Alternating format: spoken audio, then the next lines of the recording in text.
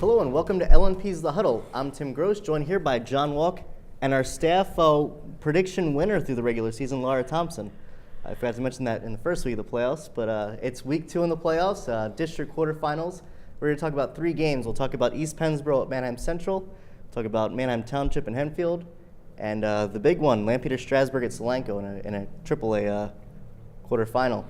We'll start in East Pennsboro. 2 9-2 teams.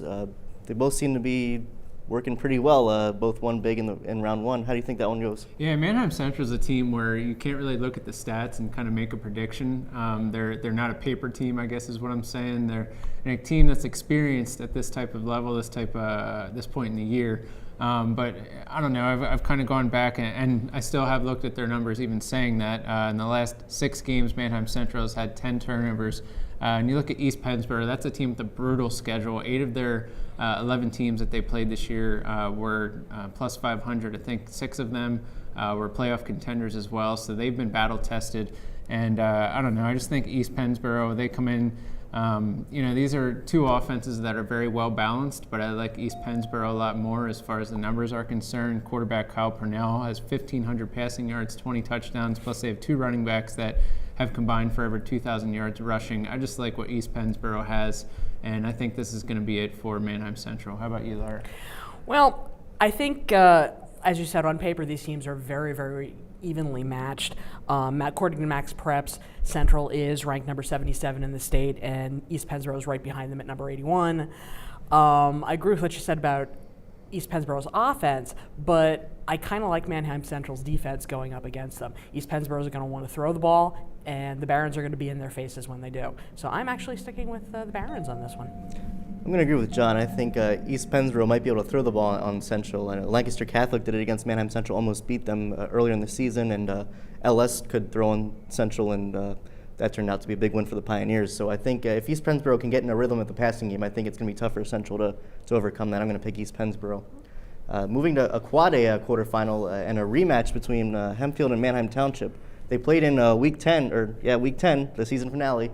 Township came out with a 28-14 win. Do you think it's kind of be the same result in the quarterfinals? And I was there for that week 10 game.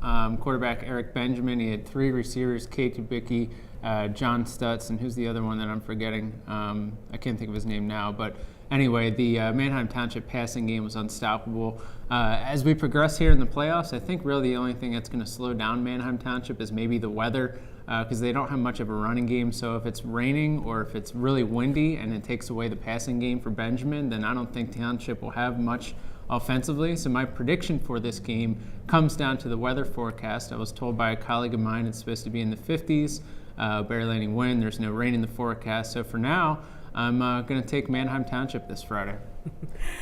Well, I think that the Streaks have proved that they can go up against a team that they beat earlier in the season, retain focus as they did with Mifflin last week, and come up with the win. They were a little shaky early on, but they rebounded nicely and came up with the win. And I think that they are going to do the same thing this week, and they're going to keep their focus. They've been on a roll lately.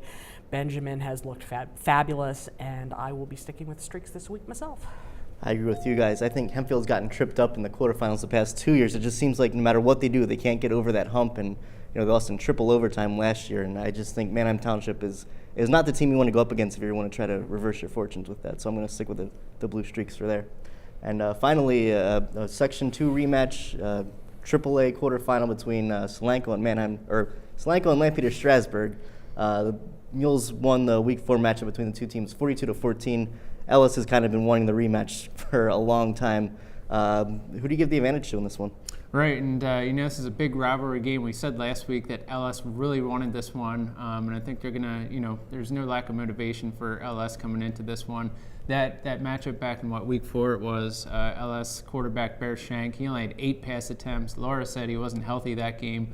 Plus, I think LS was still kind of figuring things out. I think they've really clicked on all cylinders now. We saw last week that Jordan Boynton has finally stepped into that role that Coach Manning has been expecting him to all year at wide receiver, with 2 touchdown catches and a kickoff return for a touchdown as well.